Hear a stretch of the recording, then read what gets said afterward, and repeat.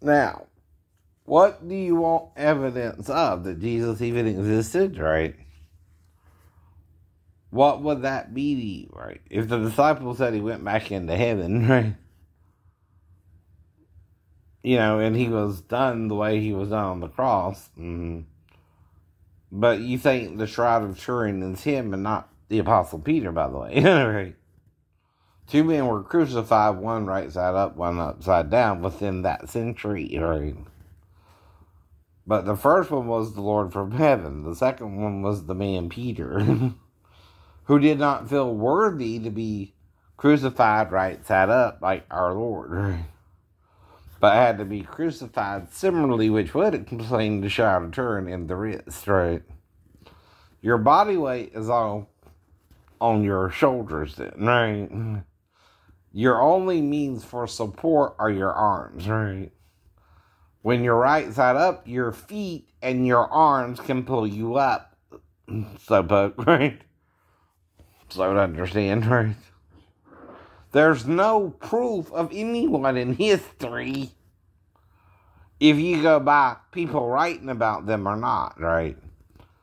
Though a lot of things they're finding out, like the Trojan Wars, probably really happened, right? I don't know about everything in the Odyssey happening. They also talk about running into women who seduced them, or giants with one eye. Right? But that's in the Bible as well, ain't it? Right?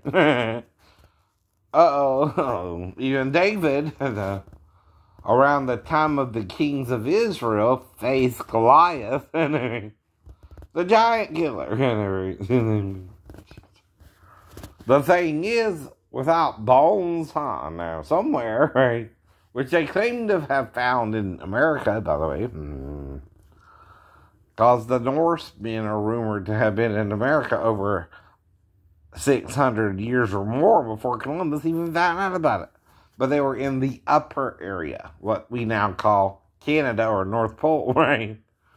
Whatever you want to call it, right?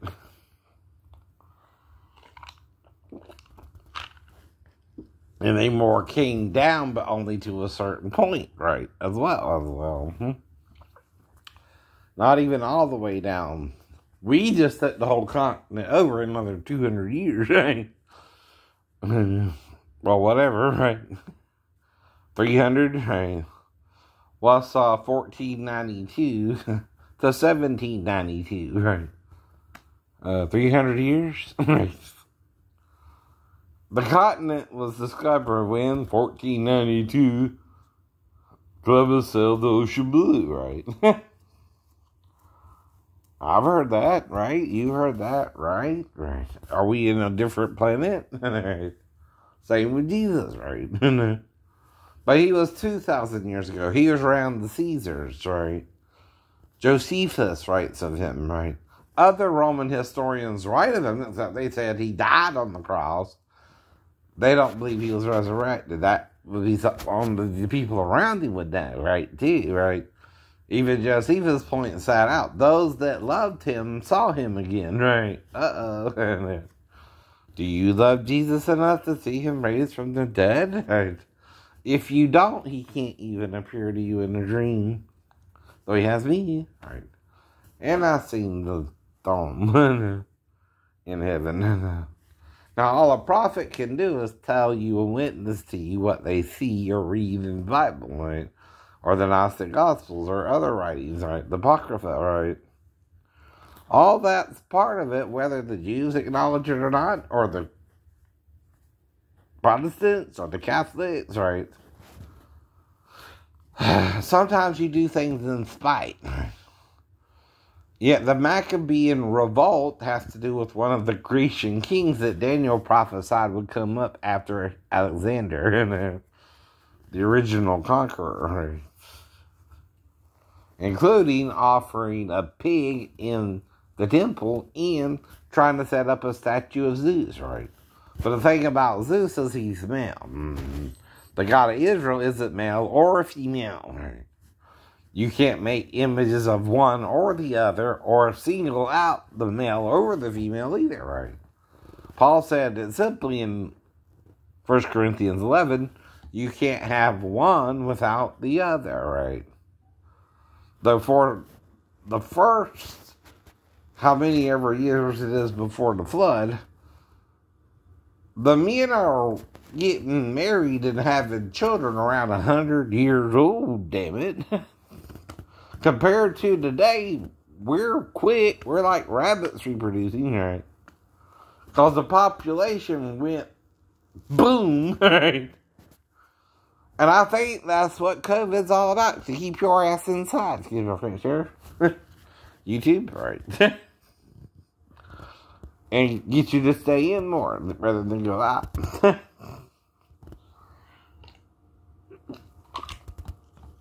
Though that's not a medical opinion, right?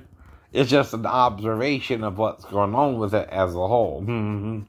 You're making people paranoid to go outside. You're wanting them to stream from home or on their phone, right? Well, this is my phone screen and this is my TV screen. Which do I want to look at if I have problems with one eye or whatever, right? Though it goes from better to worse day by day. Like I said, my door is either locked or it's unlocked, right? Like any door, right? I at least lock the main latch, right? Every time I go out or in, and sometimes I lock all 3 latches, and sometimes I'll lock 2, or sometimes I'll lock 1, right? It's like common sense. You're taught to lock up your house when you go outside the best you can, right? Things of that nature. We all are. Now, if anyone has a problem with me, all I can do is tell you, what do you consider evidence, right? If you don't understand how evidence works, right, what can I tell you about it? 2,000 years ago, because only historians really tell you about it, you can even deny that Christians and barbarians and other people did gladiatorial contest in the Colosseum, even though the Colosseum is left. Same is true with a man who died 2,000 years ago, whom a religion is based upon, right? Though you have more evidence of Jesus than you do the Buddha, for example, right? Or the Hindu gods, but there's still some evidence even around them that kind of make you question if they're telling you the truth or not. Now, one bad thing about the angels is they'll come down from heaven pretending they're gods when they're another extraterrestrial, right? What's an extraterrestrial? Well, if there are 3 people in Eden, the tree of life, Adam, and the tree of the knowledge of good and evil. Now, these trees aren't called an apple tree, an orange tree, a banana tree, a rubber tree. They're called the tree of life, or the tree of the knowledge of good and evil, that if you eat of its fruit thereof, you will die in the day you eat thereof, right? Yet, if he ate thereof, it took him a total of 130 years to have his first son, or after the fall, right? Seth, right? It took his son Seth 105 years to have his grandson Enos, right? And so on and so forth, right? But you're talking about over 100 damn years. What's the holdup, right? Well, you can have a male, but you need a female to have another son, right? And daughter. Now, the difference is, back then, I guess they only focused on the son. They kind of left the daughter out the picture, except for Eve, right? She's the mother of all living, by the way. Not Eve, right? Now, there are also 2 Jerusalems, so now. One Melchizedek was from and is still in heaven and is above and the mother of us all. And free, I don't know. The other one was set up by King David when he was conquering Israel and is the present day Jerusalem. Right? And then his son Solomon built the first temple and blah, blah, blah, blah. And Then it was destroyed by the Babylonians and blah, blah, blah, blah. And then again, right? Rebuilt by Herod, right? Then brought down by the Romans, whether they believed in Jesus or not, even if they left the Western Wall up, so that all the stones wouldn't be thrown down one by another. But guess what? If you want to build a new temple, you got to get rid of the Western Wall, and then all the wall come tumbling down, right? Like John Cougar said, right? To quote a good song I heard on the radio that kind of fits the motif of what I'm talking about. You gotta tear down the wall, right, to build something new, right? You can't leave the old wall there unless you want to build from it, right? But that would stick out like a sore thumb. If you got new stone with old stone, right? Is that why you won't tear down the wall? Pride that would make Jesus correct. I don't care. Don't tear it down. Do tear it down. Do what you want. It's your little side of the Temple Mount, right? Jews have a side, Christians have a side, Muslims have a side. One can be the court of the Gentiles, and you build the temple from there, right? According to Ezekiel's pattern, if you want to. You don't have to, you could, you can't, you don't want to. You could probably do it in 3.5 years, too, I bet. That sounds scriptural. It's kind of damned if you do or damned if you don't, right? It always is that choice. When you're dealing with other religious people from other groups of people who call God by a different name, even Allah or Jesus or Yahweh or Jehovah, right? And you can use those names, but what if you're both wrong, right? Could be Yahweh, which is a combination of Jehovah and Yahweh. Simple as that. Or Eliyahu and Moshe could be a hint at what the divine name was in the days of Moses to Elijah, right? Why such a unique name?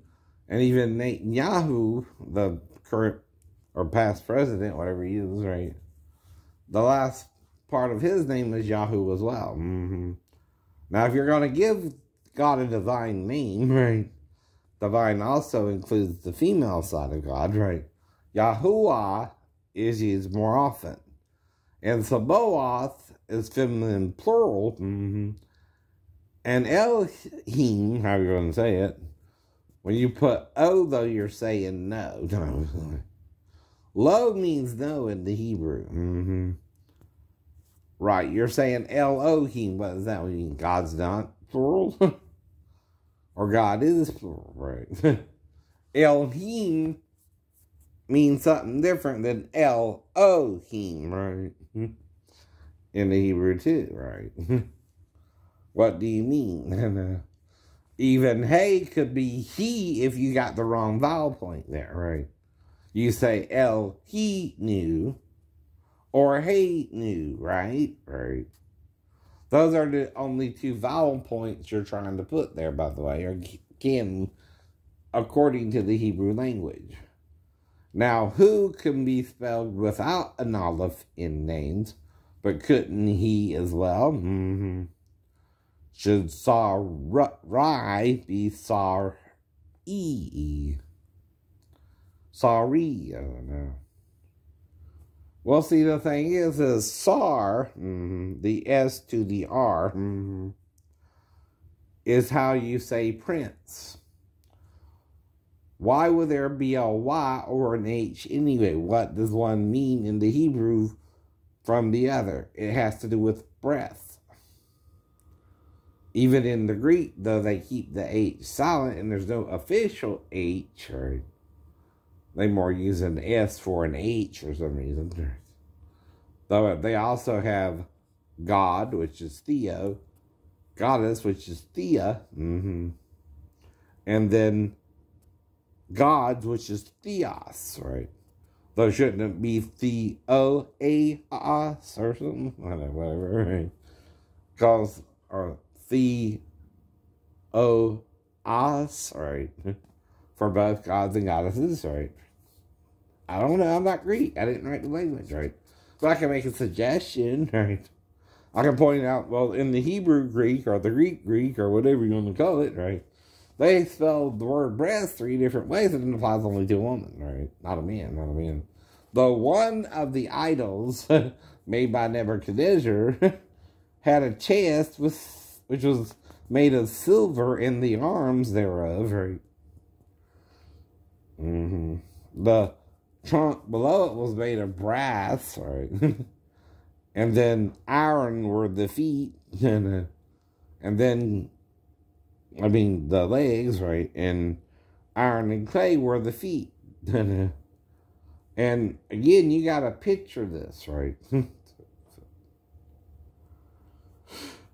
Woo! And if you believe something, you're choosing to believe it. But if you deny it with so great as an evidence for it, especially the number of Christians believing in the Bible today, whether they understand it perfectly or not, right?